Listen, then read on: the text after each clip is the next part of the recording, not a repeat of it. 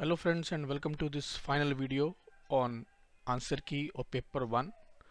आज डिस्कस करेंगे 81 से लेकर 120 क्वेश्चंस तक और साथ में जो वीडियो 2 के अंदर कुछ चेंजेस हैं आंसर्स के अंदर उसके बारे में बात करेंगे। सबसे पहले बात करते हैं क्वेश्चन नंबर 49 की। क्वेश्चन नंबर 49 का आंसर मैंने बताया था बी, जो कि रॉन्ग है। एक्चुअल में इसका जो आंसर है, इसका आंसर है डी। वो डी आंसर इसलिए है कि सुप्रीम कोर्ट ने 4 मार्च 2020 को ये एक ऑर्डर दिया था कि अगर आप कोर्ट से सर्टिफाइड कॉपी लेने के लिए कोई फीस भरनी पड़नी है और तब ले सकते हैं, अगर ये फैसिलिटी आपके पास ऑलरेडी अवेलेबल है तो अंडर आरटीआई आप जो है नहीं ले सकते हैं। तो इसका आंसर डी है इंस्टेड ऑफ बी। इसको करेक्ट कर लीजिएगा। क्वेश्चन नंबर 79 का आंसर मैंने करेक्ट बताया था, उसके अंदर कुछ टाइप अगर फिर मिस्टेक थी, वहां पे मैंने यहाँ पे लिखवाया हुआ था कि नॉट करेक्ट, जबकि एक्चुअल में होना चाहिए था करेक्ट। आंसर इसका बी ही है। क्वेश्चन नंबर 80 के अंदर भी जो वहाँ डिस्कस हुआ था, वहां पे भी यहाँ पे टाइपिकल एरर थी। यहाँ पे लिखा हुआ था नॉट करेक्ट, जबकि होना चाहिए था करेक्ट, और उसके हिसाब से आंसर मैंने ठीक बताया था। इसका आंसर सी है 1 और 3।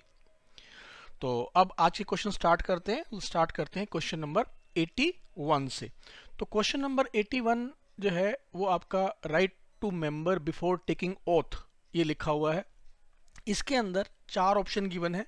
जो फर्स्ट ऑप्शन है, फर्स्ट ऑप्शन आपका करेक्ट है कि before taking oath of the Lok Sabha a member can resign and seek leave of absence. वो कर सकते हैं। They can sit but they can not vote, that's why ये रॉन्ग हो गया आपका। He is entitled not entitled to receive salary, they are entitled to receive the salary, and he can be elected और nominated as member of committee and can function. ये जो can function है, इस वजह से ये रॉन्ग हो गया है। अगर आप चाहें तो आपका जो राज्यसभा रूल्स हैं उसका चैप्टर 12 पढ़ सकते हैं। चैप्टर 12 के अंदर ये सारा का सारा मेंशन है, इसको क्रॉस चेक कर लीजिएगा। आंसर इसका ए है। 82 अगेन आपका leave of absence of MP का बारे में रूल है। यहाँ पे अगर आप बाकी सारे के सारे पढ़ेंगे तो उसके अंदर कुछ ना कुछ मिस्टेक्स है। वो क्या है आपका कि if for a period of 60 days an MP abstain without permission of the house from all meetings thereof, his seat may be declared vacant by the house। ठीक है, अब ये for the period of 60 days है, continuous period of 60 days। ठीक है, अब in computing the period of 60 days account is taken of any period during which house is prorogue और urgent. ये नहीं है, सीटिंग के दौरान होता है। ठीक है, ये आपका the period of this is single जो है वो आपका होना चाहिए, ये भी करेक्ट है। Constitution provision are only direct, ये भी लिखा हुआ है उसके अंदर। अगर आप अगेन इसका चैप्टर 14 पढ़ेंगे तो चैप्टर 14 के अंदर आपका ये सब का सब लिखा हुआ है। तो उसके हिसाब से जो आपका आंसर बना वो आंसर बना बी। ये क्यों रॉन्ग है? क्योंकि उसने पूछा नॉट करेक्ट। तो क्यों रॉन्ग है? बिकॉज यहाँ पे आपने प्रोरोग और अर्जन वाला पीरियड इंक्लूड कर दिया। कंटिन्यूस पीरियड होना चाहिए 60 days का, तभी करेक्ट होगा। Which of the following statement is not correct with regard to Lok Sabha? President has the power to summon and this correct. Lok Sabha sits on such day. Speaker may direct from time to time. Correct. Presence of minister is necessary for constituting a sitting of the house. ये incorrect है। ये incorrect इसलिए है, presence of minister is required only during question hour, और वो भी उनके लिए जिनका डे है। तो इस हिसाब से आपका सी रॉन्ग हो गया। कोरम भी रिक्वायर्ड होता है, इसलिए डी भी करेक्ट है। तो इसका आंसर है आपका सी। 84 फार्मास्यूटिकल एओबी का question, answer is A. 85 climate change यहां पे ये दो तो वैसे ही वो हो गई, 3 ही रॉन्ग हो गए। वो पॉजिटिव गुड बोल रहा है, ठीक है, यहां पे आपका पॉजिटिव बोल रहा है, तो ए और डी तो वैसे ही चले गए। यहाँ पे बोल रहा है negative good as sea water is rising. ये नहीं है कि सिर्फ sea water is rising that's why it is negative. It is a global negative externality caused by the greenhouse gas emission. जो आपका greenhouse gas emission due to biomass जो है हम उसको जलाते हैं, उस वजह से होती है। तो ये इसका आंसर सी है। 86 आज के दिन के अंदर आप सब लोग ई कॉमर्स जानते हैं, इतनी वेबसाइट का आप यूज़ करते हैं, क्या वहाँ पे आपको मार्केट के लिए प्लेस की ज़रूरत होती है? क्या प्लेस की ज़रूरत नहीं होती है? तो this is the thing which is not required. बाकी प्रोडक्ट होना चाहिए, गुड्स और सर्विस, बायर होना चाहिए, सेलर होना चाहिए, प्लेस की रिक्वायरमेंट नहीं है। Answer is D. 87 जो आपका सेंसस 2011 के अंदर हायर लिटरेसी रेट जो है वो मुंबई का है। 88 ये लॉ कमीशन का जो रिकमेंडेशन था उसमें उन्होंने बताया था कि इसके अंदर बायोलॉजिकल मदर का नाम नहीं हो सकता, इसके अंदर कमीशनिंग पेरेंट्स का नाम होगा, जिसका आंसर बी है आपका। 89 contract labour according to contract labour regulation and abolition act 1970। देखिए कॉन्ट्रैक्ट, सबसे पहली बात इसको समझना पड़ेगा कॉन्ट्रैक्टर क्या होता है। कॉन्ट्रैक्टर को कोई भी हायर करेगा कि आप मुझे ये काम एग्जीक्यूट करके दीजिए, किसी से मर्जी एग्जीक्यूट करके दीजिए। फॉर एग्जांपल सीपीडब्ल्यूडी है, सीपीडब्ल्यूडी अगर कोई किसी को कॉन्ट्रैक्ट देता है तो आप देखिए वो ही वहाँ पे जो भी काम करेंगे उसको हायर करेगा, उसको सुपरवाइज करेगा, उसको कॉन्ट्रैक्ट देगा और उसी को रिम्यूनरेट करेगा। हम जो भी पेमेंट करते हैं कॉन्ट्रैक्टर को करते हैं, ऑडिटिंग वगैरह का काम हम कर सकते हैं। आंसर इज ए। 90 ये जो है आपका एक इसकी रिपोर्ट आई थी, नेशनल स्किल डेवलपमेंट मिशन एक इसकी रिपोर्ट है, उसकी अगर आप वेबसाइट चेक करोगे तो आपको मिलेगा कि इसके अंदर इसका आंसर ए है, less than 5%। 91 which of the following statement is correct? Any citizen of India above 18 years of age can be appointed as prime minister. देखिए प्राइम मिनिस्टर की एक क्वालिफिकेशन क्या है कि दोनों में से किसी एक हाउस का मेंबर होना चाहिए या 6 महीने के अंदर बनना चाहिए। तो आपका लोकसभा के लिए एज कितनी है? 25। राज्यसभा के लिए एज कितनी है? 30। 18 साल में उसको प्राइम मिनिस्टर कैसे बना देंगे? This is wrong. ठीक है। The union council of minister is collectively responsible for parliament. ये रॉन्ग क्यों हो गया? Because they are collectively responsible to lower house, that is Lok Sabha. Third, while deciding any question regarding the age of a judge of a high court, the president shall take advice of the chief justice of India। ये ही correct है। Fourth one के अंदर वो incorrect क्यों हो गया कि अगर disqualification of A member of parliament को डिसाइड करना है तो वो सुप्रीम कोर्ट को कंसल्ट नहीं करते हैं, वो इलेक्शन कमीशन ऑफ इंडिया को कंसल्ट करते हैं, प्रेसिडेंट साहब। तो इसका आंसर जो है आपका सी है। 92 पार्ट 21 के अंदर इसमें से कौन सी स्टेट नहीं है? सबसे पहले जान लीजिए कि ये कितनी स्टेट हैं और कहां पे हैं। लिखा हुआ है ये आपका आर्टिकल नंबर 371 से लेकर 371J तक। टोटल इसके अंदर स्टेट्स 12 स्टेट्स कवर हैं और इसके अंदर ये तीनों स्टेट ऊपर वाली कवर हैं, बिहार उसके अंदर कवर नहीं है। एक बात का और इंटरेस्टिंग बात का ध्यान रखिएगा, काफी लोगों के अंदर ये कंफ्यूजन होता है, हालांकि ये इसके अंदर क्वेश्चन में लिखा हुआ नहीं था।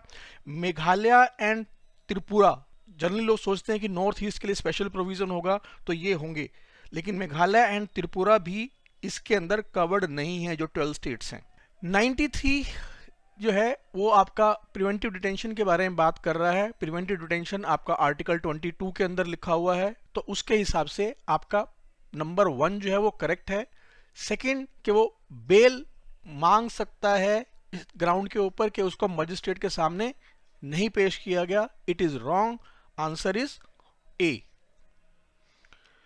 94 Supreme Court has no power to grant special leave to appeal against. A के अगेंस्ट कर सकता है, बी के अगेंस्ट कर सकता है, डी के अगेंस्ट कर सकता है, सी के अगेंस्ट इसलिए नहीं हो सकता बिकॉज यहां पे अपील का प्रोविजन ऑलरेडी है लेजिस्लेशन के अंदर, तो इसलिए एसएलपी का कोई मतलब ही नहीं है इसके अंदर। आंसर इसका सी है। 95 which of the following statement is correct? सबसे पहले ही देखिए, directive principle of state policy are not justifiable, ये ही करेक्ट है। बाकी अगर आप बी सी डी अगर आप देखेंगे ये सारे के सारे इनकरेक्ट हैं। पहले जब 9th शेड्यूल बना था तब उसके अंदर जो लॉ डाले गए थे अराउंड 250 के अराउंड जो लॉ डाले गए थे वो आपके जस्टिफाइबल नहीं थे, लेकिन आज के दिन के अंदर अगर आप कोई करते हैं तो उस के अंदर वो जस्टिफिएबल होंगे, यानी कोर्ट के अंदर चैलेंज हो सकते हैं। इसका आंसर ए है। 96 drafting of bill is responsibility of the ministry department concern, answer is ए। इसके अंदर अगर आपको ये लग रहा हो कि लॉ एंड जस्टिस का क्या रोल है, लॉ एंड जस्टिस से हमें कंकर करवाना होता है, बिना उनकी कंकरेंस के ड्राफ्ट जो है नहीं कर सकते हैं। 97 Bharat wagon and engineering company limited, again AOB का question, answer is D, ministry of heavy industry and public enterprises. 98 public enterprises selection board, again इसका आंसर एओबी के अंदर मिलेगा, आंसर इसका बी है, ministry of personnel. 99 monitoring of member of parliament Lok Sabha development scheme, again AOB question, answer is C, the Ministry of Statistics and Program Implementation. 100 assistant to the institute against its scientific work and to university for advancement of study and research in nuclear science, Department of Atomic Energy. C dot जो है वो आपका आता है Ministry of Communication के under में, answer is D.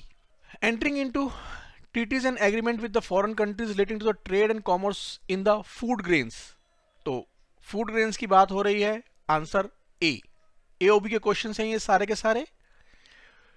103 repeated question, बहुत बार पूछा जा चुका है question, serious fraud investigation office functions under corporate affairs. 104 non government organisation wants to open air theatres rural area के अंदर, ministry of culture, another AOB question. अब ये बड़ा इंटरेस्टिंग है, यहां पे उसने पूछा not under the preview of ministry of development of north east region, तो इसके अंदर इसका जो आंसर है वो आंसर है इसका सी। ये बॉर्डर रोड ऑर्गेनाइजेशन BRO इनके अंडर में नहीं है, तो अगर मैं आपसे पूछूं किसके अंडर में है, इसका आंसर है कि ये है मिनिस्ट्री ऑफ डिफेंस के अंदर।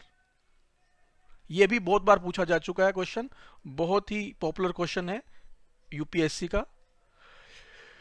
106 first ever geothermal power project Ladakh के अंदर स्टार्ट हुआ था। देखिए मैंने अभी ये पूरा ऑब्जर्व किया, जो भी ये आपके GS के क्वेश्चन पूछ रहा है, मैक्सिमम क्वेश्चन जो हैं वो जैन और फेब के जो GS के क्वेश्चन हैं उसमें से पूछ रहा है। तो इसको आप अगले एग्जाम के लिए, अगर अगला एग्जाम हम सोचें कि दिसंबर 2022 के अंदर होने वाला है, तो स्टार्ट करिए अभी से ही, जो आपका जनवरी और फरवरी के जो अंदर इंपॉर्टेंट चीज आती हैं उसके अंदर स्टार्ट करिए। अभी आज ही जो है एक मिसाइल का जो है न्यूज़ पढ़ रहा था मैं, शायद पृथ्वी मिसाइल के बारे में बात हो रही थी, तो वो वहाँ से पढ़ना स्टार्ट कर दीजिए, इंपॉर्टेंट इन्फॉर्मेशन है, आज के न्यूज़पेपर में चेक कर लीजिएगा। लेकिन इस पर्टिकुलर क्वेश्चन का जो आंसर है वो आपका आंसर ए है। 107 which contribute maximum in India GDP, पहले जो है एग्रीकल्चर सेक्टर ज्यादा करता था, लेकिन आज के दिन के अंदर सर्विस सेक्टर जो है वो सबसे ज्यादा कंट्रीब्यूट करता है। 108 के highest percentage of scheduled tribes किसकी हैं, अगर हम इसकी बात करें तो इसका जो आंसर है वो आंसर है मिजोरम। लेकिन मैं एक और चीज आपसे पूछना चाह रहा था यहाँ पे कि अगर आपसे कोई ये पूछे कि बताइए कौन सी यूटी है जहां पे higher percentage of scheduled tribes हैं, तो उसका जो आंसर है वो है लक्षद्वीप। और अगर आपसे कोई पूछे कि शेड्यूल कास्ट के अंदर कौन सा स्टेट है जो सबसे हाईएस्ट है, उसका आंसर है पंजाब। लेकिन यहाँ पे शेड्यूल कास्ट में उसने पूछा था, यहाँ पे शेड्यूल्ड ट्राइब्स में पॉपुलेशन किसकी सबसे ज्यादा है, कहां पे शेड्यूल्ड ट्राइब्स की पॉपुलेशन सबसे ज्यादा है, उसका आंसर मिजोरम ही था। 109 ये क्वेश्चन काफी लोगों को कंफ्यूज किया, for the word this universal marriage, कि यूनिवर्सल मैरिज का मतलब क्या हुआ, तो इसका ढूंढने के लिए मुझे भी काफी मेहनत करनी पड़ी। यूनिवर्सल मैरिज का मतलब कि इंडिया के अंदर मैरिज को माना जाता है रिलीजियस एंड सोशल ऑब्लिगेशन, यानी कि मैरिज सोशल ऑब्लिगेशन मानी जाती है, करनी है।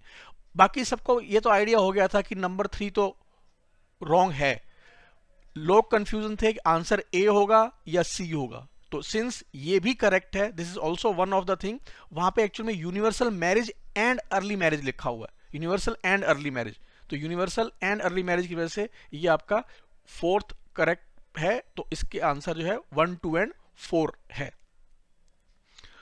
110, consider the following statement for human development report, focus on work instead of job and और एम्प्लॉयमेंट। ये जो आपकी स्टेटमेंट करेक्ट है, लेकिन जो दूसरी स्टेटमेंट जहां पे वो बोल रहा है कि ये 3 इक्वली वेटेड मेजर को करता है, ये रॉन्ग है, बिकॉज 3 नहीं है, वो करता है 5। Now question arises, what are the other 2? बाकी की दोनों कौन से हैं? वो है आपका सिक्योरिटी एंड पार्टिसिपेशन। जो अदर 2 फैक्टर्स हैं वो सिक्योरिटी एंड पार्टिसिपेशन। इस वजह से आपका ये सेकंड रॉन्ग हो गया, तो इसका आंसर जो है वो क्या है आपका ए। 111, मिड डे मील के अंदर कौन से स्कूल्स इंक्लूड नहीं हैं? प्राइवेट स्कूल्स इंक्लूड नहीं है, answer is D. 112, which of the following statement is not correct under the Right to Information Act 2005? तो इसके अंदर जो है आपका जो फर्स्ट इंफॉर्मेशन है, no specific qualification have been prescribed for appointment as information commissioner. वहां पे ये लिखा हुआ है कि he should be eminent person, वहां लिखा हुआ है he should has knowledge and experience in law, science and technology, social science. तो ये क्या है? स्पेसिफिक है, तो इसका आंसर आपका ए है। ये आपका इनकरेक्ट इंफॉर्मेशन है। 113, 74th अमेंडमेंट, आपको मालूम होगा 73rd, 74th amendment, panchayat and municipal. तो आपका इसके अंदर तीनों के तीनों जो हैं वो आपकी करेक्ट इंफॉर्मेशन है, आंसर इज डी। 114, ये आपका जो स्पेसशिप गया था, ये स्पेसशिप नासा ने भेजा था, इसका आंसर सी है, जीएस का क्वेश्चन है। 115, ये सिटीजनशिप एक्ट की वजह से ये क्वेश्चन इंपॉर्टेंट बन गया था, तो इसके अंदर फर्स्ट स्टेटमेंट जो आपकी करेक्ट है। Second statement, a foreign who becomes a legal migrant can become a citizen, ये आपका रॉन्ग है, तो इसका आंसर आपका ए है। 116, ये इसके अंदर सिविलिटी आपका सेक्शन 10 ऑफ आरटीआई, उसको पढ़ लीजिएगा। उसके अंदर ये जो तीनों चीजें हैं, इसके अंदर लगता है कि तीनों तीनों करेक्ट हैं, लेकिन एक गड़बड़ है। क्या गड़बड़ है? यहां लिखा हुआ address of the authority which has taken decision. वहां अगर आप चेक करेंगे कि क्या लिखा हुआ है, तो वर्ड जो है वहां लिखा हुआ है name and designation, name and designation, ये लिखा हुआ है, एड्रेस की बात नहीं है। और दूसरी बात, अगर आप पूछें कि कहां लिखा हुआ है, वो लिखा हुआ सेक्शन 10(2)(c) के अंदर। बाकी ये वाला आपका और ये बी है, 10(2)(b) है ये, और लास्ट वाला जो है वो आपका 10(2)(e) है। तो ये 1 और 3 करेक्ट हैं, सेकंड इज रॉन्ग, इसका आंसर सी है। 116, स्नेक्स के ऊपर स्नेकपीडिया एप्लीकेशन किसने बनाया है? केरला के अंदर बना है ये, केरला के कुछ एमिनेंट पीपल थे। विच of the following the first state, carbon watch के बारे में बात हो रही है, यूटी के अंदर है, चंडीगढ़ में बनी है ये। 119, ऑनलाइन शूटिंग चैंपियनशिप कुवैत के अंदर हुई थी, तो कुवैत के अंदर कुवैत शूटिंग फेडरेशन ने करवाई थी। And the final question of the day 120, DRDO ने ये जो मिसाइल है इसका ट्रायल कहाँ किया है? इसका ट्रायल हुआ था राजस्थान के अंदर। सो ये आपका फाइनल वीडियो था पेपर नंबर 1 के लिए। ऑफ कोर्स मैं फिर दोबारा बोल रहा हूं, मैंने पूरी कोशिश की है कि इसके अंदर कोई मिस्टेक ना हो, लेकिन हो सकता है कोई मिस्टेक रह गई हो। सो काफ़ी मेरे जो व्यूअर्स हैं वो इसके अंदर मेरे को सजेशन देते रहते हैं और मैं उसको क्रॉस चेक करके दोबारा उसका अमेंडमेंट डाल देता हूं। तो इट इज़ अगेन रिक्वेस्टेड, अगर आपको लगता है कि कुछ इसके अंदर आंसर्स के अंदर कुछ गड़बड़ हो सकती है, मैं उसको चेंज करके आपको दोबारा अपडेट देता रहूँगा। Thank you very much.